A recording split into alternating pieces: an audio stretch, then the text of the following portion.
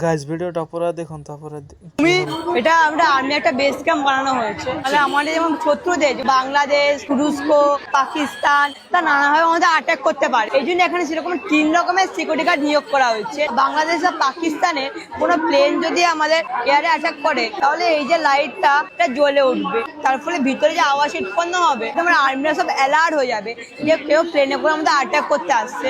এটা যে সোনার রেডিয়েশন, এটা আমাদের আর্মিতে সব মুখ এবং চোখের ছাপ দেওয়া আছে। তারপর যদি কেউ এর ভিতরে ঢুকে যায়, তাহলে এখানে দুটো লাইট জ্বলে উঠবে এবং আর্মিরা যে শব্দ উৎপন্ন হবে, তারপরে আর্মিরা সব অ্যালার্ট হয়ে যাবে যে এখানে কেউ ঢুকছে। তখন তারা প্রস্তুত থাকতে পারে যে তার সঙ্গে যুদ্ধ করবে।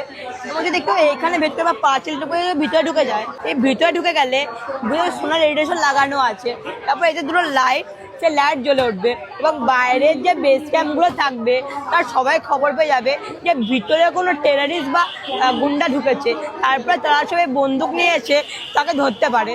এটা হচ্ছে আমাদের আর্মি ক্যাম্পের মূল বৈশিষ্ট্য। এর পরবর্তীকালে ভারত সরকার এই 3টে নিয়োগ করছে, যার ফলে আমাদের আর্মির জন্য সুরক্ষিতভাবে থাকতে পারে। ভিডিওটা দেখে কি বুঝলেন? এটুকু বাচ্চা অল্প বয়সে এতটুকু যে জ্ঞান হবে দেশের ভবিষ্যৎ।